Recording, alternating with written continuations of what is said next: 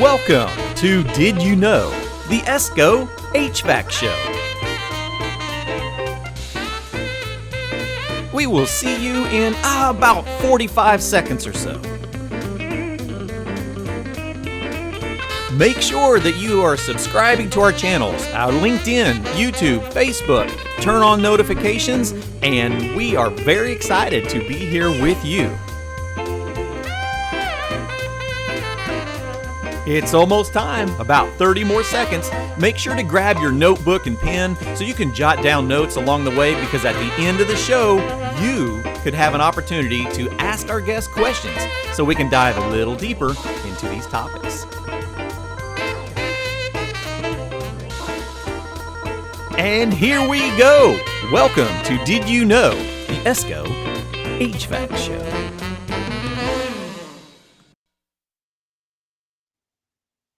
All right. Well, hello, everyone. Thank you once again for joining Did You Know? The ESCO HVAC Show. You know, refrigerant transitions really are not new to the industry. In fact, many of us, some of us gray-haired technicians, we're actually on our third refrigerant transition, right? We had a CFC phase out. We had an HCFC phase out, and we have now entered into an HFC phase down. If you weren't aware, we've already begun this transition. And so we have a lot of things to talk about going forward. So today we're spending some quality time with our knowledge partners over at Honeywell. How you guys doing today? Great, Clifton. How are you? I'm doing well. So we're spending time with Vogl and Doug Starasinic from Honeywell, and we're going to talk about things that are transitioning into new perspectives for the industry, right? Many of us have to learn a little bit about A2L refrigerants in particular, and to get comfortable with what this transition looks like. So thanks so much for joining us today, guys. And let's talk a little bit about how you have been through these transitions in the past and the refrigerant transitions that you have seen. Well, sure. I'll start, Doug. Well, you can tell by the gray hair that I've been around for a good period of time. I've got a little over 40 years invested in this industry, basically my entire working career. And as you said, we went through the first of the CFC transitions, right? And then the phase down and the HCFCs, and now we're embarking on a new level, so to speak, right? As the GWP is cranked down, we need to come up with solutions, and that's where we are, and they're just about upon us right now. So this will be an interesting journey. Yeah, absolutely. I think we're having a little bit of problems with Doug popping in. I'm sure he'll be back here in just a second. And while we're doing that, everyone, let us know where you're joining in from, right? We are all from different places of the industry, different areas of the country, and different areas of the world. And as the HVACR community, we're here to support each other so that everyone can get through this transition being more prepared and more educated. So let us know in the chat where you're chiming in from. I'm here in Brownsburg, Indiana. Jason, where are you at? I am in Crown Point, Indiana. Fantastic. See people hopping in all over the place. And where are you joining us today from, Ron? Buffalo, New York. Very cool. Well, let's hop in. We'll give a little bit of time for Doug to pop back in here with us. I see him coming through in the background. There he is. So there we go. Thanks, Doug. Back up and running. Yeah.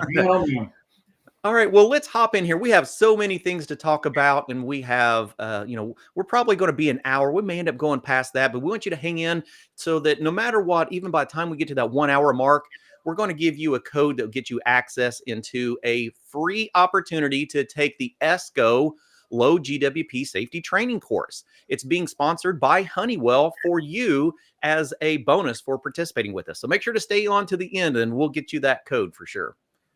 All right, well, let's dive into this and let's learn a little bit more about this A2L transition, Ron. You bet. Thanks, Clifton. Appreciate the opportunity. And you can go on to the next slide, but we'll start with regulations, right? Any major change that we've had in our industry was really driven by regulations. So we'll jump into them. And I'm still looking at the cover slide, but yep, I got to get over here real quick. Give me just a second. Right. That's on me this time. That's okay. So as we wait for the slide to come up, the EPA in the United States, up until this AIM Act, did not have the ability to regulate on GWP, so to speak, climate change, et cetera. So once this came into act in 2020, the EPA now has legal authority to regulate on global warming. And this AIM Act has, three components to it. Really, regulation or the ability to control how much we manufacture or import. It gives them the ability to regulate on sector specific. In other words, they can pick a sector and either eliminate it, a refrigerant that's currently being used, or put GWP values in place. Sure. And then lastly, they need to come up with some rules to increase the amount of reclaim and reduce leaks in existing systems. Right? Yeah, that's a big thing. So really three key elements to this bill, and we'll touch a little bit on each one of them in the next couple of slides. But that is driving this reduction. Yeah, Ron, you kind of mentioned it, but the second point there, the sector specific, everyone might remember a couple of years ago, SNAP had some regulations like 404A. You couldn't use that in the supermarket. Right. And then that went away because they didn't have the legal authority. Exactly right, Doug. So I just want everybody to know that now this has gone through Congress. It's been signed. It's a real thing. They do have the authority now to regulate on global warming, not just ozone depletion. That's correct. And that second bullet point says technology transitions. You may have heard people throw around the term TT rule, and that's the terminology that's being used. And we'll look at that in a minute here. Okay. So diving into the TT rule, a few facets to it. There are threshold GWPs being put in place. They can either partially, fully, or use a graduated schedule in each segment around GWP. The scope of the TT rule is really only on new products, new installations going forward. Some people are worried that it'll affect their retrofits and that sort of thing, but not at this point. Sure. And they also establish transition dates. So there's a number of different dates. We'll cover it in the next slide. And but the soonest is January 1, 2025. And we'll see what sector that applies to. Yeah, but that's going to be a really big one. That's the one that most people are preparing for, and that we're going to spend a lot of time talking about that today. You're right, Clifton, and it's it may seem like it's a ways down the line for some people, but if you're a manufacturer and you have to produce, it's a big deal to be ready. It's a big deal. Yeah, absolutely. And for those that are out here in the community, in the chat box, so Jason Objute's hanging out with us up here. Jason, how's it going? It is definitely going, Clifton. Thank you. So I am monitoring, yes. Exactly. Jason's going to be covering some of the questions coming through on the chat, and we may be able to get some at the end of the show. But if you have questions along the way, put them in the chat box, and we have a whole team of people, including Jason, that's going to be here to help walk along and understand where some of those additional resources are. You bet. We appreciate it. So the phase down portion, we've already seen one step, and a little explanation on here. There's an allocation that's been put into place for manufacturers such as Honeywell or importers. Sure. And the EPA came up with these allotments, and it's based on usage, going back, historical usage, right? And then we've been giving a bucket, so to speak. And it's not pounds of refrigerant. It is actually the CO2e equivalent of that refrigerant. So based on its global warming potential. Based on its global warming potential. And I know Doug's going to comment on this, but so we can make up to our limit. But if we make 404, Doug will give you an example, it used a lot more of our allotment, right? And it's not only refrigerants. A company like Honeywell, we provide refrigerants into, so to speak, chemicals into the foam blowing aspect, medical, many different sectors. Many different sectors. So that's all right, and that's all in our bucket. And we now have to determine, what we're going to manufacture, how much of what, because it directly affects what we can roll out. Yeah, absolutely. And you're right, Ron. I'm going to comment. This looks pretty extreme especially when you get down to 2036, where we're down 15%. But you have to think that the refrigerants we're going to talk about today, the A2Ls, I'll give you an example. Like Ron said, 404A's got a GWP of almost 4,000. So you could say we have 4,000 points when we sell that. Sure. We have The a new bunch. refrigerants like a 455A, let's say, Mhm. it's less than 150. Mhm. So as far as the quota goes, we can sell 25 times as much of that. Oh, wow. So that actually puts it in perspective. It's based on that GWP. It really comes down to the volume of refrigerant based on GWP. On GWP. That's right. Yeah. Sure. That's Absolutely. right. And you've already seen the effect. There are some manufacturers that have discontinued selling, say 507, a high GWP product, 407A, right? So Yeah, what is in that? Europe, they're not selling 404 anymore. It's done. Yeah. Oh, yeah. It's been out for a little bit. Yeah. That's right. Yeah. That's right. And Absolutely. so you're going to see availability of some high GDP products, diminish in a pretty short period of time. Sure. You know, When we talk about all these other different sectors that have used these chemicals in the past, a lot of people don't realize that we are not the only ones using these chemicals, and Mhm. that through all of these different refrigerant transitions, multiple industries have been affected by it as well. So we always talk about the foam blowing industries. They Mhm. are all using HFCs, or most of them are using Yeah. HFCs right now. But Mhm. we've used, even in the CFC phase out, we were using CFC 12 for things like hairspray propellants and insecticide propellants, way back in the 1940s and 50s and Mhm. 60s. Yeah. So many different industries are being impacted by it, not just us. So it's very important that everyone knows that, this is a global effort to reduce our impact to global warming.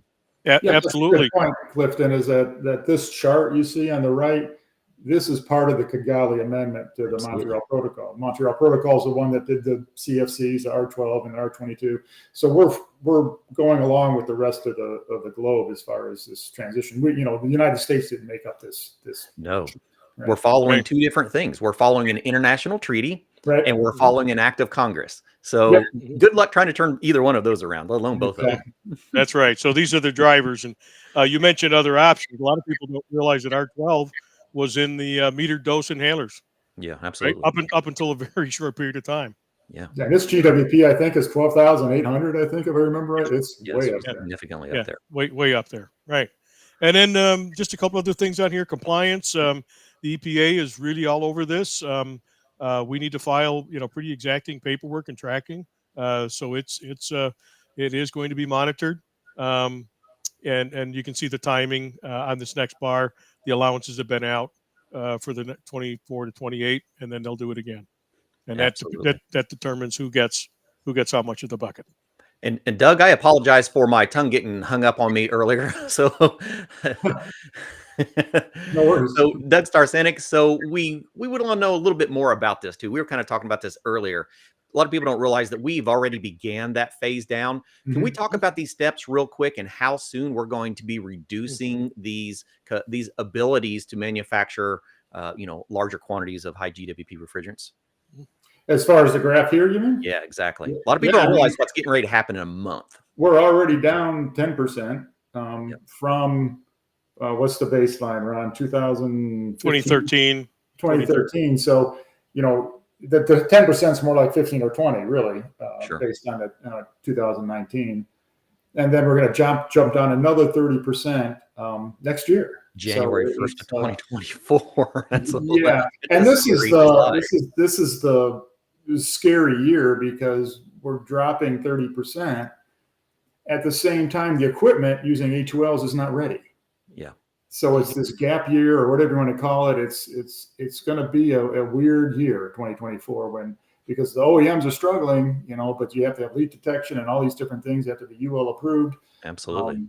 And they're trying really hard, but it's a lot of work. So it's going to be an interesting year. And that's You're what right. we're doing. We're here to educate you on all of these transitions that we're making right now to prepare you for when they get here, because a lot of them are going to be coming pretty quickly. A lot of people don't realize we already have A2L being released in smaller systems under 4 pounds, typically, ones that don't have mitigation. So a lot of our window units, a lot of our portable systems are already using A2L refrigerants.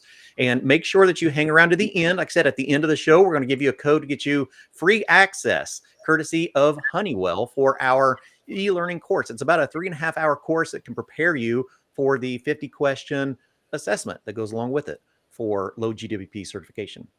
So fantastic, guys. Great stuff here. This is one that a lot of questions come in for us about these particular ones right here. Sure. And just the terminology that the EPA is using, key terms here as they talk about, the TT rule and a phase down. But products, their terminology, that is a factory charge completed appliance, right? Sure. Factory built, factory charge.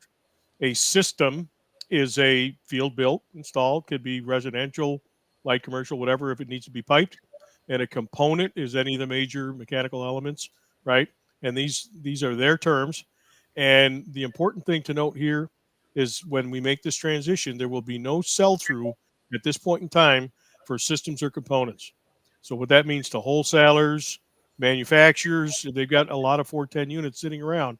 It cannot be sold into new build, so to speak, Yeah, field complete assembled systems. equipment, complete Yeah. systems.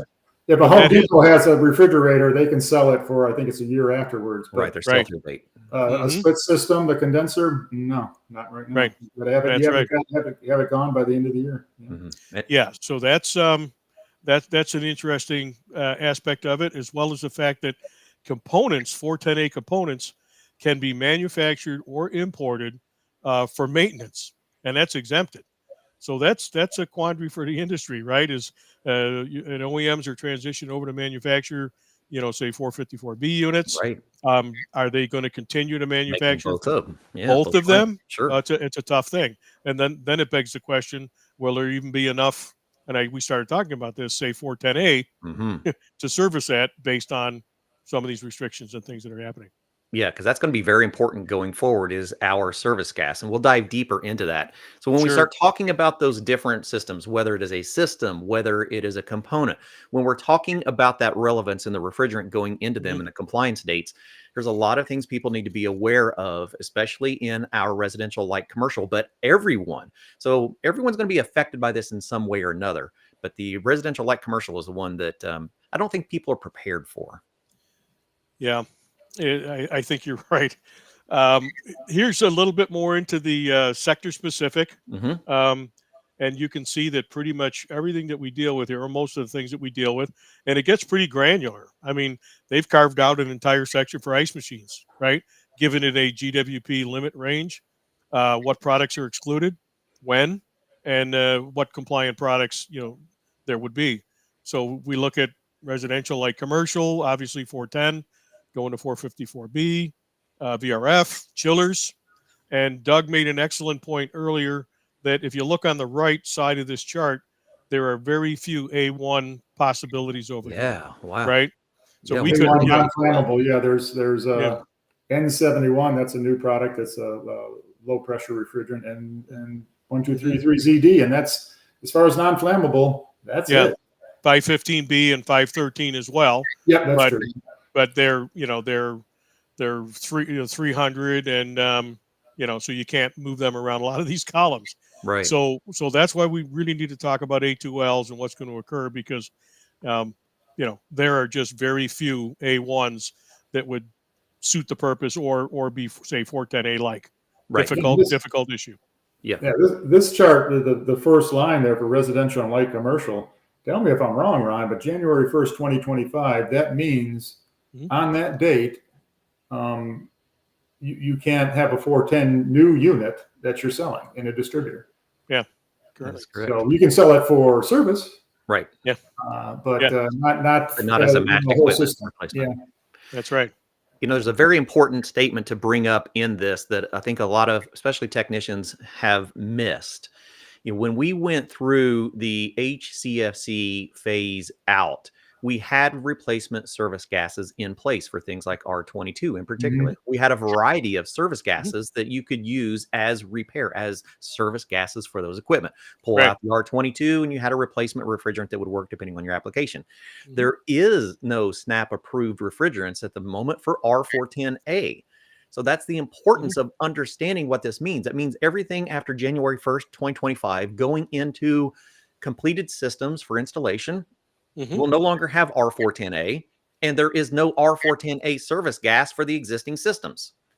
So almost all of our equipment will be going over to our A2Ls so that we can utilize the refrigerant that we are recovering for service gases of 410A Yeah, existing systems. yeah, Clifton, I'm sure people are wondering why. Yeah. Why? Exactly. We've always had replacements. What's going on here? And what has happened is 410A was adopted by the air conditioning industry because it's a higher pressure refrigerant versus R22 or 134A. What that means is the components were smaller. Sure. If you ever replaced an R22 unit with a 410 unit, residential, compressor's tiny compared to the R22. Sure. And that was a good thing as far as the cost of the units go. But it's also true from a chemistry standpoint that making a high pressure refrigerant, low GWP, that's non-flammable is not something that anybody has figured out how to do. It's chemistry. It's dynamics. Yeah. I mean, I'm glad you brought it up, Clifton, on the other replacements. It was fairly straightforward. Right. Replacing R22 and say air conditioning refrigeration, right? We can formulate R32, which is a flammable, but if we can put 125 into it to match the flammability, we put 134 into it to bring the pressure down, and then you end up having a refrigerant that in most cases matches the performance of R22. That's been the history, right? Every time there's been a step change, we can work things around. But this one's and all of these new low GWP molecules, for the most part, are lower pressure molecules. So to try to do something 410A like, and they're not only low pressure, but they also pick up flammability. So if you don't have a good flame suppressant, then you have to migrate to mildly flammable, which is where everything is going. Absolutely. And so the important part coming off from this is understanding that we are making a lot of transitions in a short period of time, and it will affect everyone, whether you're in residential, commercial, or industrial. You are going to see some changes, but we're here to help prepare you for that. That's why we have our knowledge partners here with us to talk about these transitions, to make it comfortable for you. Very good. Here's a good one. Here's a good one. So under the current industry changes, you cannot install or sell, and we're using residential here as an example, right? As of January 1st, 2025. And you can manufacture, import, and install for service or repair indefinitely. That's the way it fits right now. The industry is pushing back on this, right? And on the top end of it, they're looking. The industry's pushing hard for a sell through to take it out at least a year, right? Which would be fair, I think. And whether the EPA comes around to that thought, we don't know. And we're talking about 410A here. It doesn't really say that on the left boxes. You cannot install or sell a new 410A system. That's correct. Thanks, Doug. Yeah. I'm gonna jump in real quick and say anything over a 700 GWP at this point. So that's it. And this is a finalized rule as it stands. As Ron pointed out, it is finalized, published in the Federal Register. There is a sell through for package systems, but not for these split systems that we're looking at. That's exactly right. And then the second, the industry is pushing back on this, this import, right? They really don't want it to happen. There's a lot of things that could occur. Pre-charge 410A equipment coming into the country, all types of things that, and they could get installed into new, rather than being used for service. So it's a conflict that the industry is trying to resolve with the EPA. So more to come on that. And there's a few things that we'll have more to come on, but that's why we're here. We're here to talk about the things that are current at the moment. They can be different tomorrow. Yeah. So, and this slide is tomorrow. This is a good lead in. So we've talked about things that are already on the books, right? Yeah. And here's some proposed ideas from the EPA. Again, these are proposed. The comment period is upon us. Sure. But they're looking to change the leak repair requirements and recording. And on units that have a charge greater than 15, and reclaim, and reclaim, right?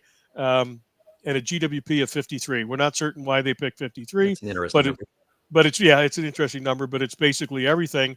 And we had a conversation before the show kicked off that this could fall into some of the residential things. Contractors would be required to follow suit. Another one is the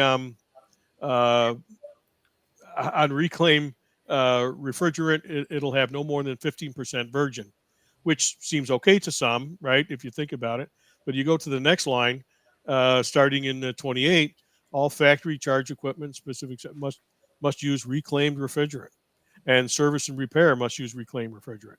So there's a little bit of a conflict there because we're wondering where this reclaim is going to come from.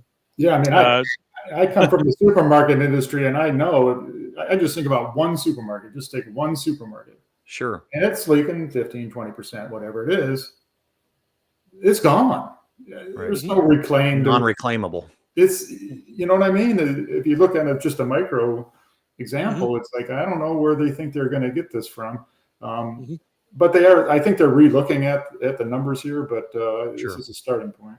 And it is open for comment. And so we do have a link for that, and we'll try to see if I can find that and get that shared. But we've also had some additional articles on this that have the links for the public comments. But remember, if you do go onto the public comments and create a comment, that you will be on the register and it will be a publicly available comment. So let's be professional and be prepared for any comments that we would make for that. Yeah, and there's a few other. One other point I wanted to make here. There's a few other complications there. Not only is there going to be enough reclaim, but if you start looking at new products, when are they going to be reclaimed? Right? You're looking out into the future, years down the road. Down the road. So all this is happening. Sure. Didn't we have the cylinder thing on there too, Ron? I was going to touch on that.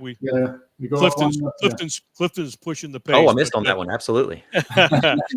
One other thing I wanted to... It's a minor thing. Just a minor thing. Maybe this was intentional. They're also proposing that disposable cylinders now cannot be disposed of in typical fashion. You need to send them back to a reclaimer to remove the heel, and then they'll deal with the recovering refrigerant and scrapping the metal. This is an offshoot of something that they tried to push through on everything being a returnable cylinder a couple years ago, right? There was legislation that a court action that didn't go their way. So this is a way for them to do that. This brings up another thought about tracking, right? How are you going to manage this? Are we going to have to put a barcode on a cylinder? We ship it to a wholesaler. Is he going to have to receive it? Is it going to a contractor? Does he have to then scan a barcode? End user? I mean, from start to finish, I see difficulty in such a system and so many players, but that may be something that's tied into here as well. Again, this is proposed, but we'll see where it goes. Yeah, we have trouble getting 100-pounders back. I mean, much less these. You're right. We've got $500 deposits on 100-pound cylinders. We can't get them back to fill them. Sure, absolutely. Jason and I have seen a lot of comments about this, and I'm sure we'll see a lot more. Remember, you have till December 18th for the final comments on that, and then we'll see more from Clifton, I did send you the link for that. Oh, okay. Yeah, it's a comment. Right. Okay. So why are we going to A2Ls? Let's talk a little bit about this. Sure. Not going to go through everything on this slide, but we talked earlier when Clifton brought up, we're going to replace R22, right? So we formulate some refrigerant, we put it together, and we can make an A1 nice replacement. A lot of people will say they weren't great because they had glide, that sort of thing. But we're able to duplicate the performance of a lot of the refrigerants that were in place, and we're still doing it, right? Sure. For example, 448 and 449, replacing, things like 404, 507, R22, and taking the GWP down. But when we try to mimic things like 410A and some of these other refrigerants, I already touched on it, right? The lack of a higher pressure flame suppressant. You need to have reasonable boiling point temperatures for all of these things to keep the glide, at some reasonable level, and have a good workable refrigerant.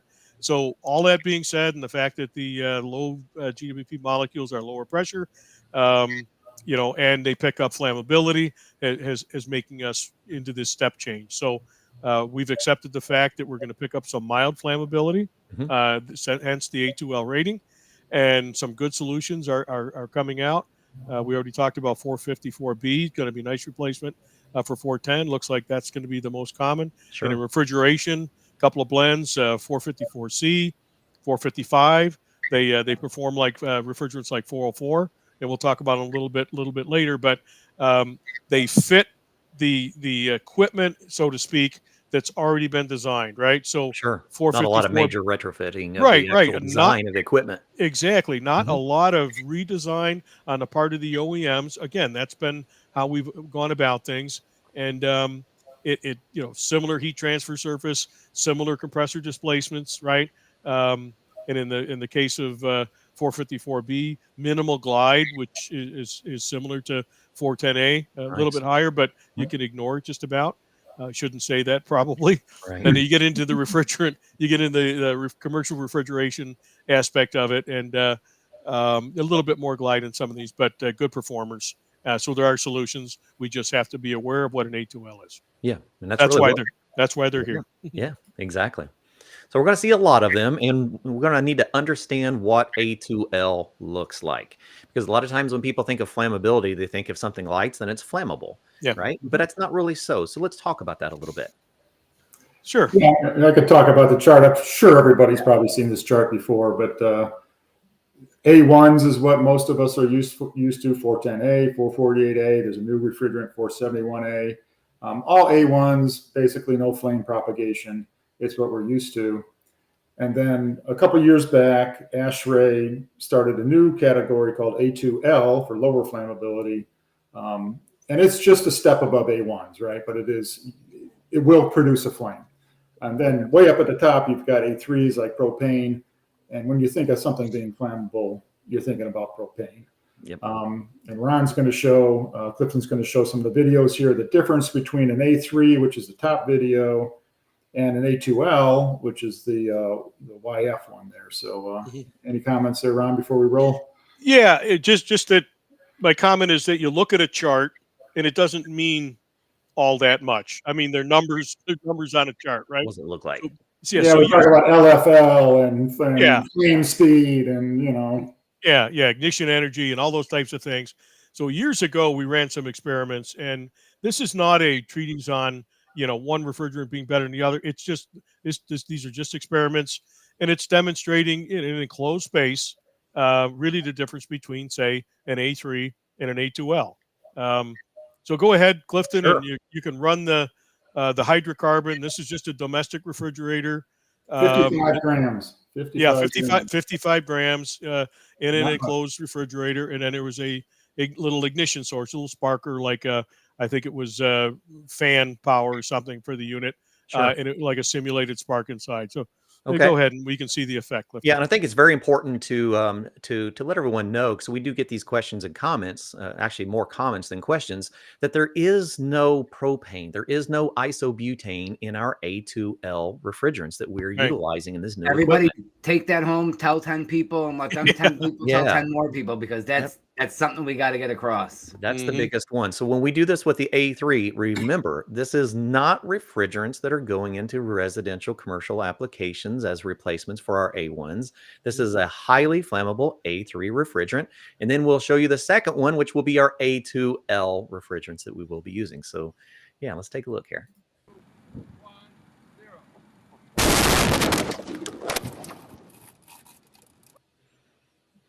All right, and so if we can go back and look at that in slow motion, we'll see that we're introducing these 55 grams of a highly flammable refrigerant. This is R600, which is R600A, which is isobutane.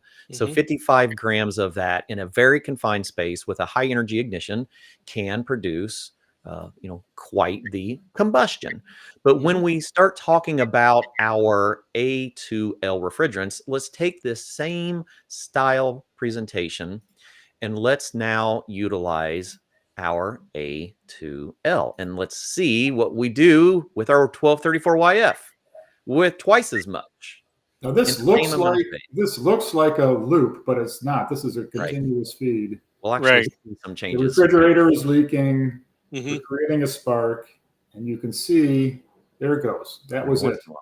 Yeah. And you are inside the refrigerator here, which we had to put the camera in because we could not get an external effect, right? Exactly. Yeah, you can look at the door when the flame goes. It just barely moves. See that? Right. Yeah, that's a magnetic gasket on the door. Sure. So this is an HFO A2L. And actually, Doug, correct me if I'm wrong, but this actually has a fairly low LFL compared to some of the other refrigerants. Yeah, you could say it's more flammable than the 454B that we're using for air conditioning. Yeah, based on the data, right? All right, so good examples to show us, what we're talking about. When we start talking Mhm. about the differences between A1, A2L, and A3, it's very Mhm. significant differences in our A2Ls and our A3s. Absolutely. All right. Let's talk a Um, little bit about classifications and Yeah, yeah. Well, just wanted to put this up because no matter what part of the industry you're in now, contractor, wholesaler, with A2Ls, whether you're a warehouse person, you're going to need to know some of this terminology comes out of exactly. ASHRAE Standard 34. And we've been talking about LFL, right?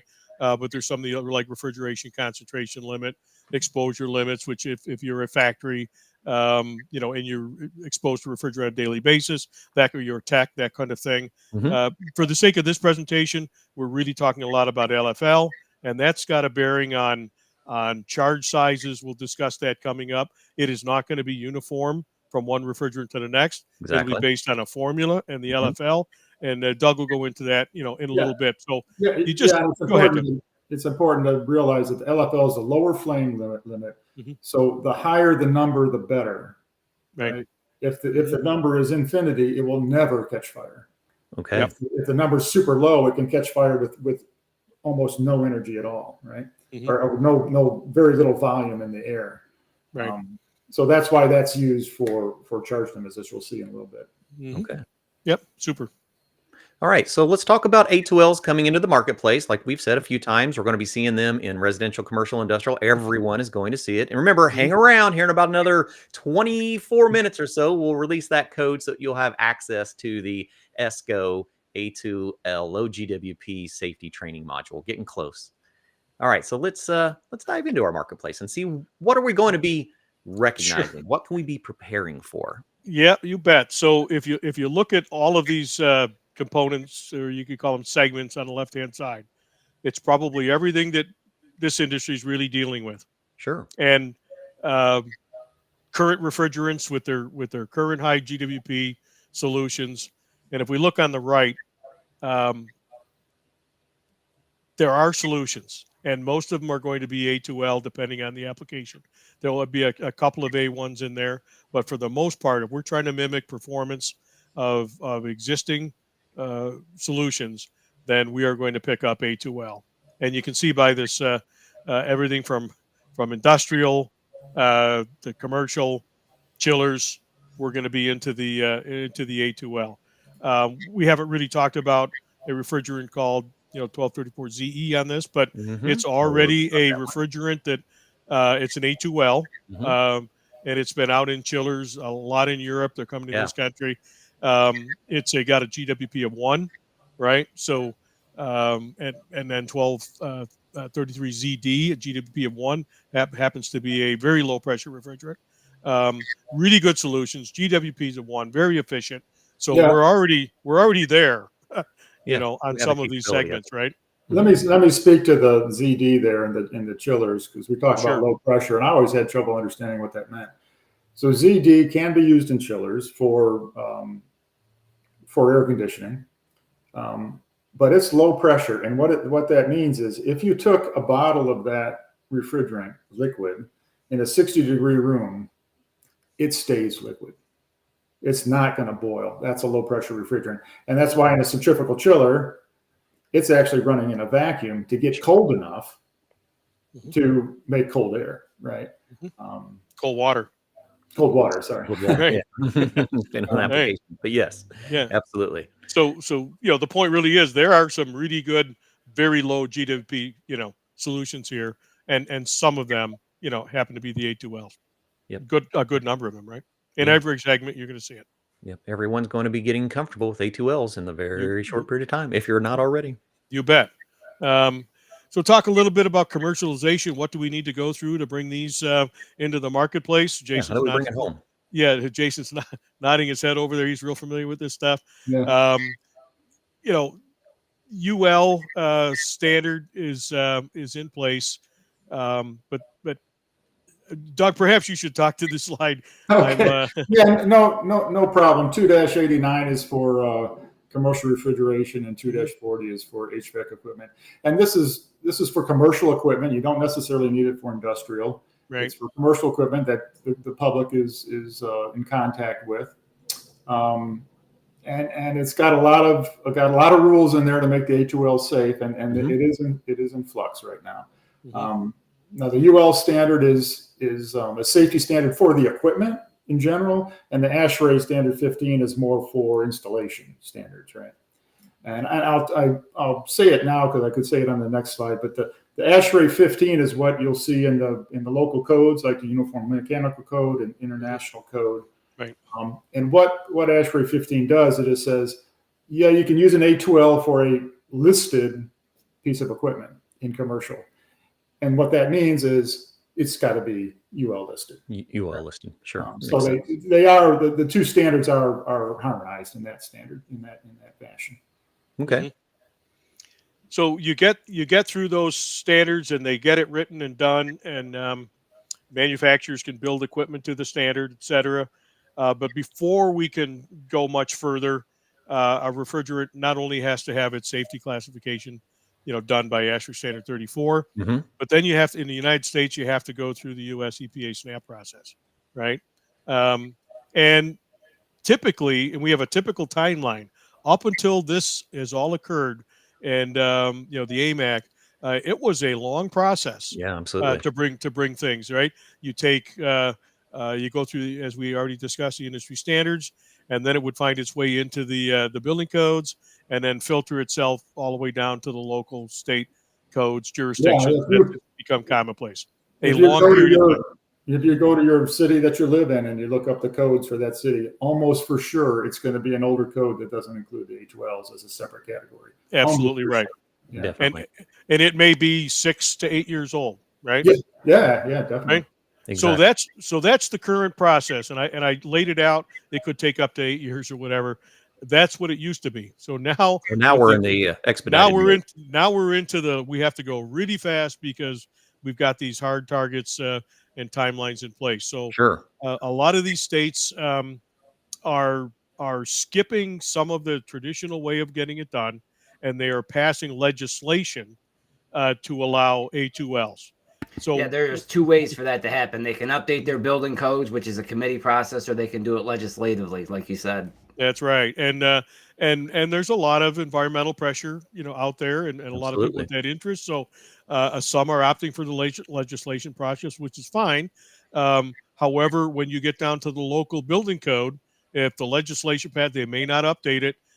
You could still have some issues if you're trying to put something in the field. We can help. We've got people on the ground, but that's the way it appears to be going in a lot of the states. Yeah, more to come. I live in Texas, and they've done the legislation, and I said this has got to be a crazy legislation. It's got to be 100 pages long. I pulled it up, and it's literally like 2 sentences. It says, "Hey, if it's SNAP approved, use it." Basically, is what it says. Right. So very important to know the state and potentially your local jurisdictions, and we'll see a lot more of that going forward as we're preparing for these transitions. So as we said earlier, not all A2Ls are going to be the same, and Doug will lay out at least one aspect of that. Right. From a charge section. This is a busy slide. Charge limits is contentious. This is a show right here. Yeah. See how I can go about this. We talked about ASHRAE. ASHRAE limits the volume, limits the charge by the volume of the room, and basically, if you do the math, you can use a lot of refrigerant. But then it refers to UL and says it has to be UL approved. Well, UL uses the LFL, the lower flame limit, and you can see it on the top table on the right. You can see we've been talking about 454B. The LFL is 0.352 kilograms per meter cubed. So there's 0.352 kilograms in every meter cubed. That's how much you have to have in the air for it to be able to ignite. Okay, right? Sure. And so UL, at least right now for refrigeration, this might change. Right now they have this M1, Mass 1, Mass 2, and Mass 3. And each one of those masses has mitigation measures. Right. So M1 is 13 times LFL. So you can see on the set chart on the bottom there for 454B, M1 is about 10 pounds. Right. So like Jason said earlier, that's most residential air conditioners. So M1 mass and below, 10 pounds and below, there's very little you have to do with an A2L, right? There's installation regulations, but there's no leak detection, there's no valves, things of that nature, right? As you go higher to M2 and then M3, what you have to do to make it safe with an A2L increases. And I'll give examples here that may change, but like for a supermarket, let's say with 455A, if you get to the M3 charge, you get like 240 pounds in the system. You're going to have to have valves around the evaporator or the display case. You're going to have leak detection in the case that fires those, things of that nature. For walk-in coolers, you might need constant ventilation when you get a leak. In extreme cases, you might need to vent it out of the cooler, right? Sure. So there's a lot of these different things going on.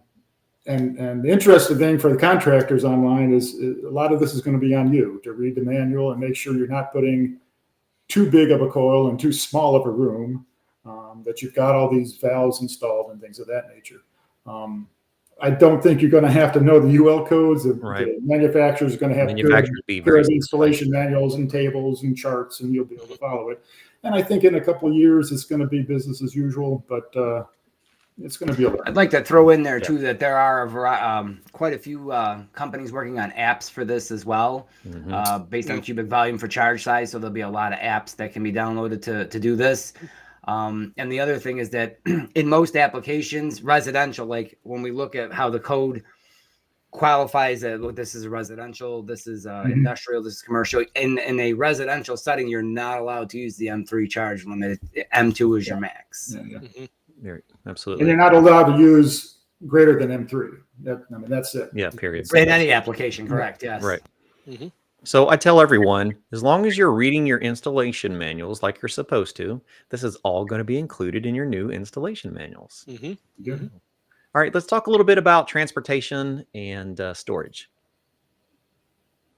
And remember, everyone, here just about 13 more minutes, we'll release that code so you'll have access to the ESCO A2L Low GWP Safety Training course. Sure. Just a little bit on servicing. And there's nothing on this slide. It's a busy slide, but there's nothing on here that us techs, shouldn't have been skipping, or so to speak. You should have all have been, best practices. Doing this, best practice work right along. And it's good evacuation, recovery. The only thing I would like to point out, we all know that, the refrigerants are soluble in oil, right? And you pull an initial vacuum. You did not pull all that, unless it was a very deep vacuum. You could still have, residual refrigerant and lubricant, right? That's the job of the lubricant refrigeration system. Allow it to mix and travel. So really pulling good vacuums. There may be some mandates about pulling the discharge of your vacuum pump away from you, maybe even outdoors. I've heard some localities looking at that. But a couple other things. In servicing, stick with the original OEM components, right? Motors. Don't swap in something else. They're building something to a UL standard, so you cannot go around that. Tools certified for use with the A2Ls must be used. I'm talking about recovery units, that sort of thing. That is all being developed as we speak. And again, Doug already touched on the charge sizes, so do not think you can swap one A2L in for another, even if they're close cousins. They're going to have different LFLs, so you really need to stick to the original. And that's a good point. If you have a system with 250 pounds refrigeration with 455A and you swap that out for 454C, now you're over the charge limit. That's correct. That's an interesting point. That's correct. So it's going to be really important to provide documentation on installations. We should have been doing it right along. I mean, some are better than others. In the manual, right? In the manual, and then on the commercial refrigeration, tag the equipment. When was it serviced? What did you do? How much refrigerant did you put in? What refrigerant? What lubricant? All that sort of thing. I think it's going to get more formalized as we go forward. At least it should. The good news, though, is that as far as how it works, thermodynamically, superheat, all those things, these are very close to what you're used to. You bet. And for those that are joining us for the first time, this is what we talk about every week. We bring in different knowledge partners from the industry. So keep coming back. We'll be spending a lot of time with other knowledge partners from the industry, especially tool manufacturers that are going to be talking about their tools. What ones are A2L certified and compliant? We're going to be going over best practices and procedures for installations. And we want you to join us. We'll be hanging out with our good friends from Honeywell at the National HVACR Education Conference, March 25th through the 27th in Las Vegas. And we'll have a lot of people talking about, tools, equipment, installation. We'll have manufacturers there. We'll have a lot of classes diving even deeper into this. I know both you guys are going to be with us, aren't you? Yeah, absolutely. I'm going to be there. And actually, that show has really grown over the years. It really has. Really good now. Yeah. Plus, and I want to throw this out there real quick. Yeah. There's a lot of comments coming up about superheat and subcooling. Listen, just because a refrigerant is flammable doesn't mean the refrigeration cycle changes. Superheat is still superheat. Subcooling is still subcooling. Yeah, good point, JC. That is a nice feature of the A2Ls from a thermodynamic standpoint and a servicing standpoint. Other than the safety aspect, they should be very similar to what you've been doing in the past. If a residential unit is put out with a subcooling chart, for setting the unit up, it'll be almost not identical, but it'll be the very similar procedures. And not Jason, a lot of difference. No, Jason covers a lot of this in the A2L safety program that we're going to be giving you access to here in a little bit. And for those of you that are educators and you're looking for additional resources for the classroom, Jason also has a full low GWP curriculum available for you as well. So lots of resources going forward when we get into working with these A2L equipments. All right, let's talk about some of the valving. We have had some questions on this too. Sure. This is a guideline, right? This is, I can't really see. I think it was guideline now, but by HRI, and it's listing the valves we'll need to use on our cylinders. Okay. And if you look at the center, they'll be left-handed valves, right?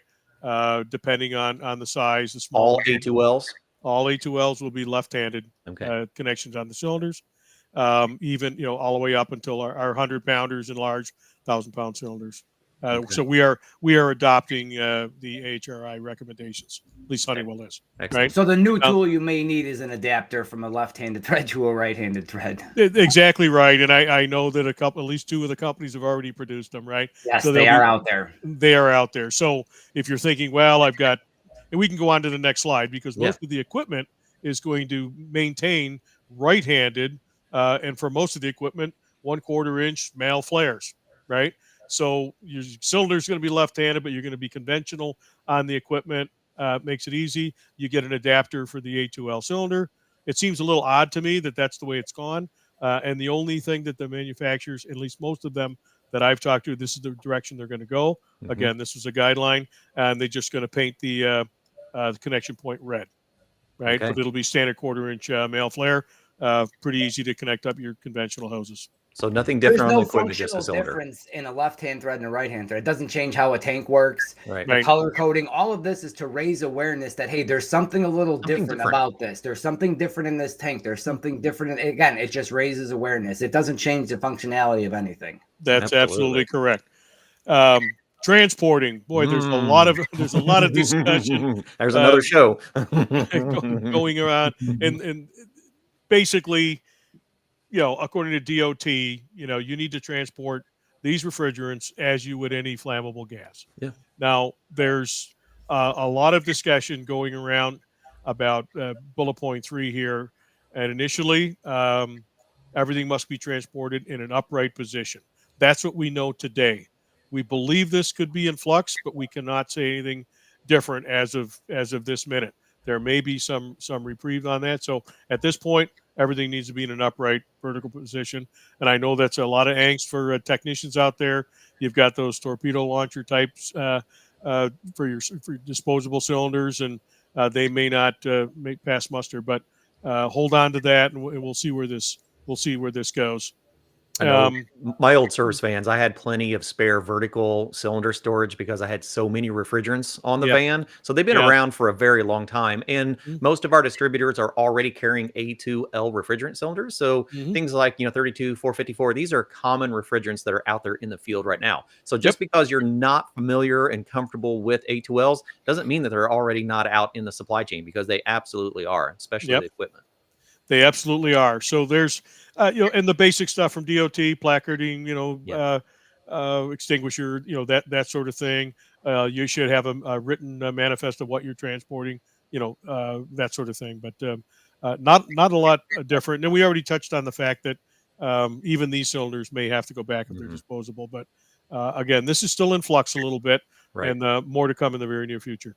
And we will have the EPA as a presence at the National HVACR Education Conference. So come join us and hang out, and let's be professionals and learn from the top down what these things look like for us. One thing on that last slide that I didn't touch on, and that is reclaim cylinders for A2Ls. Oh, yeah. It is not, as far as I know, completed. From my digging into it, Guideline K is being revised to cover both A1 and A2Ls. So I'm guessing that they may run a different connection on the on that A2L container. But we'll see what they come up with, and then how it's adopted. I can't imagine you would use the same and just rely on a tag between A1 and A2L, but we'll see where it goes. Right. Now, refrigerant storage. There is a lot of anecdotal things flying around on this. Jason, I'll probably, ask for your help here. There is some work that's been done, and I think 2022, right? Wasn't it the NFPA had published something on some requirements and the possibility of maximum allowable storage? So the 2024 IFC has been updated for A2L cylinder storage. Having said that, based on the maps that we saw earlier, don't just assume that your state has already adopted the 2024 IFC. You're going to have to check with the local codes, but they are in the 2024 IFC, and the amounts vary based on the occupancy classification of the structure. Are you a wholesaler storage? Do you have sprinklers or fire suppression, room alarms, active monitors, those sorts of things? So depending on, again, your local code, number one, and two, the building requirements and classifications, it will vary what your MAQ or your maximum allowable quantity is for storage of A2Ls. Right. And even how you store it. Right. On racks or pallets or or pallets, or what your method is. And it kind of similar to what Doug was talking about, charge sizes, right? Volume is going to come into play, the type of occupancy, that sort of thing. So we can only go high level here. So we've listed who you really should be talking to, but it's evolving. And to give you an idea, though, it's not small amounts. I mean, if you're a wholesaler, there's a good possibility, you could have 20,000 pounds of an A2L, in your back room, right? Yeah, absolutely. But again, follow up, with your AHJ, for guidance on this, and don't rely on a lot of the things that are flying around on the internet and the rest of it. Some people are saying your maximum is 1,000 pounds, or you need to build special,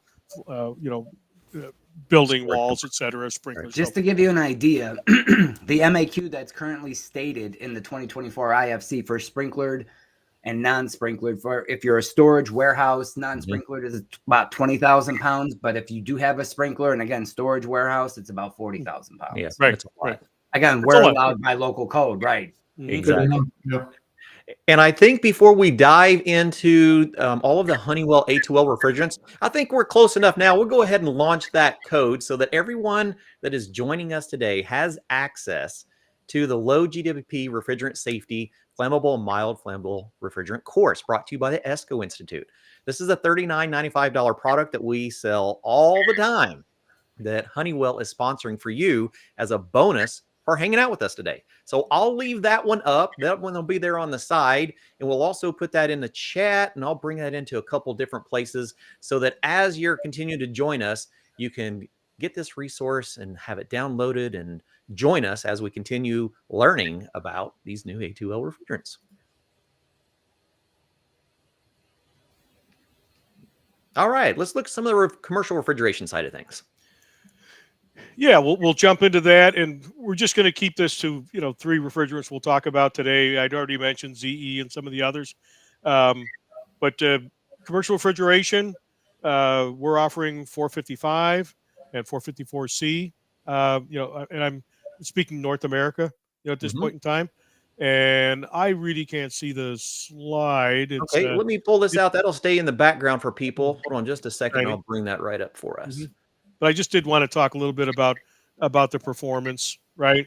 Both under, they're both under the 150 GWP. GWP. Really, we use 404 here as a baseline, right? Performance, just to give you an idea. Doesn't really have capacity listed, but compressor displacement is a really good indicator. So 404 system, 100%. You can look how close these are.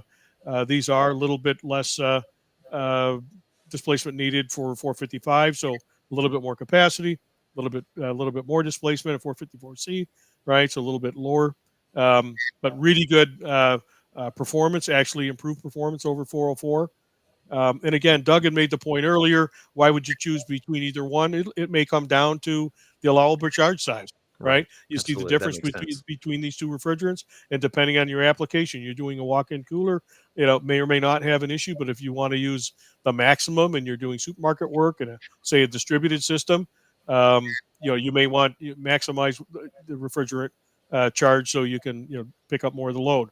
So there's some differences there. You can see the glide on these refrigerants. That's evaporator glide, a little higher on 455. We all love gliding refrigerants. I say tongue in cheek. We're all you have to know what you're doing there. We're all experts in dealing with it now. Equipment manufacturers and coil manufacturers are finally got their hands around it. So not the mystery that it used to be. But again, just be aware of it. Honeywell is going to be providing these two refrigerants, and you can see on the bottom of the chart, 25-pound non-returnables, 100-pound cylinders, half tons and ton cylinders. And I had already talked about the connections that we're standardizing on. Bulk cylinders, that sort of thing. It's a little influx on how that's going to be valved. But 2 really good replacements, compliant, get you compliant under the 150, real workable, and very similar in performance to, say, 404 and others. I'm almost positive these will be dual rated units when you buy a unit. Like right now, you'll have 404 and 507. It's going to be the same thing. Yeah. We believe that to be true. Okay. Right? Yeah. And again, 454B, we've talked a lot about it today. GWP is compliant, under 500. It needs to be under 700. So very good. A2L. Very similar performance to, we'll see it on the next slide, to 410A. So a really good job of matching up here. Again, anywhere 410A was used, I think you're going to find this. Chillers, obviously residential, light commercial, heat pumps. It's making its way in. All the OEMs are building around it at this point in time. Package sizes, conventional. You can see what we're supplying there, and it'll be a little different here. It'll be 20-pound disposable jugs on the 454B. Sure. 25 on those others, 20 on this. I think that's pretty typical in the industry. What we're seeing. Yeah. So a lot of that. A lot of use. That has to do with the people may not know that has to do with the density of the refrigerant. Right. Okay. Yeah, and how much we can put into that conventional cylinder. It's the same amount of volume. It's just some refrigerants. The weight. Yeah. And I'll also point out that these cylinders don't have rupture discs. They have pressure relief valves on them as well. That's a great point, Jason. People were asking, can I store this in my van? Well, if you're storing 410A in your van, you can store this in your van as well. The pressures, temperatures are similar, and it doesn't have the same rupture disc where everything goes. It does have the spring-loaded PRV to just and bring the pressure back down. Just going to burp. Just going to burp. Here's a little bit of performance on the 454B. There's the makeup 1234YF, which we showed you in the video, right? That we had a tough time getting to light, and R32. There's the blend, and you can see the performance real similar to 410A. I'll point out the glide is in the evaporator like 1.8 degrees. that's very similar to, say, if you're used to working with 404, most people ignored the glide. Yeah, exactly. Didn't even know it was there. A lot of people don't know there's glide in 410A. Yeah. But there is. Yeah. It's minimal, but there absolutely was some glide in 410A. Sure. Yeah, it almost made it as an azeotrope way back when, but not quite. But interesting thing here, the 454B, you see the composition, R32 and YF. YF is what you have in your automobile, almost certainly. And so 410 is, correct me if I'm wrong, Ron, 32 and R125. Yeah, 50-50. It's just a matter of swapping out one very low GWP refrigerant with a higher GWP. Right. Exactly. Yeah. And picking up, you lost the flame suppression, so you picked up a little bit of flammability. And 454C, for those that don't know, 454C has the same components, different percentages. That's the only difference. Right. Yeah. Absolutely. All right, man, that's a lot of stuff. And look at us. We're right there around that 1 hour mark. We actually did really good. I didn't know if we'd get through all of them or not, because so many of those slides could be an entire show just on those individual pieces. So we still have a lot of people out here in our community. We thank you all so much for joining us.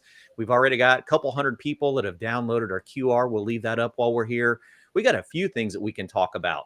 One of them that I want to talk about also, I'll bring up a separate QR for that one, is with Honeywell.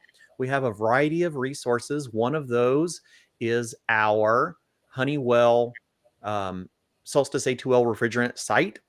So we want to get more information on the Solstice line of products, which are our A2Ls. Here is an access for that one, as well as the Honeywell refrigerant resources. So when we start diving into additional resources from Honeywell on all of these transitional refrigerants, that's a great resource for you to hop in there with. Quick note on that. That is the Back to Cool. I think it's 10 or 12 different, all the way from history refrigeration, all the way up to, thermodynamics. Good stuff. Only thing I'll say is just skip the one on regs, because it's 6 months old. So it's we've seen how much that changes. That's a new weekly item to keep up with. That's right. And for those of you that are potentially new to ESCO, if you're just joining us for a first time, we'd love to connect with you. This is a community that we have here. So you can check us out at escogroup.org. That is our call center number, 1-800-726-9696. What about with Honeywell? So I see we have some resources here. Are there any other sites that we would like to connect people with? Well, at this point, we're using, what you can see there is a focal point for a lot of our A2L information, but that's growing daily, right? Doug just finished some tech service bulletins. They're going to be put up there very soon. We got a white paper on A2Ls. Kind of goes a little bit more in depth on the evolution of this. So that'll be available. So a lot more information almost weekly getting added to that site.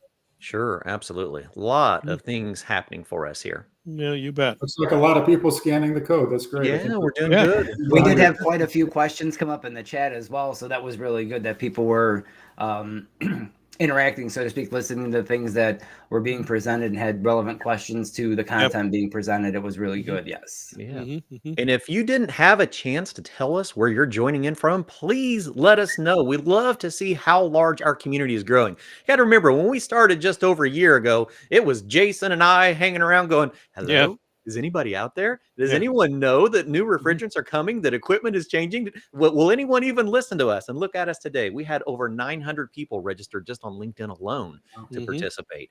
And so even that number that shows up there with 125 watching, that we find that those numbers actually don't indicate exactly what's happening in our community, because we can already see it says 125, but yet 322 people have scanned the QR. So I wouldn't be surprised if we have 1,000 people out here today joining. So this community is for you. It was built for you by the ESCO Institute and HVAC Excellence to prepare all of us for these changes and to just talk openly about it and be professional and not be negative. We're here to be positive and to grow. So when we talk about progressing in the world, those who educate are going to excel. And that's what we're here to do. We're here to bring our knowledge partners straight to you. And some questions, if anyone has some things that we feel like weren't covered that we want to learn a little bit more about, let us know. We'll see if we can continue to cover those as well. I just want to thank Honeywell for being here and doing this. This is kind of a big deal. I mean, it's a really big deal if you ask me. To come on here to do this presentation, to sponsor this education, It's an honor, actually. It's a big deal. It's a support for the entire community. Yes. Glad to be here. Yeah, really glad to be here. We appreciate working together. Very good. Excellent. All right. Wow. That's a lot of good stuff and a successful show. I only slipped on a few words and my tongue only got tied a few times and only a few Hoosierisms. So not bad at all. Doug, Ron, we are so grateful to have you here with us. And I really look forward to hanging out at the National HVACR Education Conference with you guys and just doing more shows together. Like I said, I seen 3 or 4 slides in there that is an individual show. Yeah, a lot of information. You bet. All right. Any last departing words from anyone? No, again, thank you. Appreciate the format is great. It's really a pleasure to do it this way and very interactive. And I was scanning a lot of the questions coming in. There's Howard. You bet, Howard. Glad to do it. And again, appreciate it and looking forward to doing some more with you. All right. For sure. Yeah. Well, we thank everyone for joining us, and we look forward to seeing you next week. We're going to be hanging out with Chris Mahalik next week again, diving into some ECM motors and keeping up with everything that is changing in our industry, from not just refrigerant transitions, but technology transitions, equipment transitions. So there's a lot of things for us to talk about. And if you have any things that you want specifically covered, let me know. See Beck at escogroup.org, and we will see you all again next week on Did You Know, the ESCO HVAC show. Take care. Bye, guys. Thank you. Bye, everyone.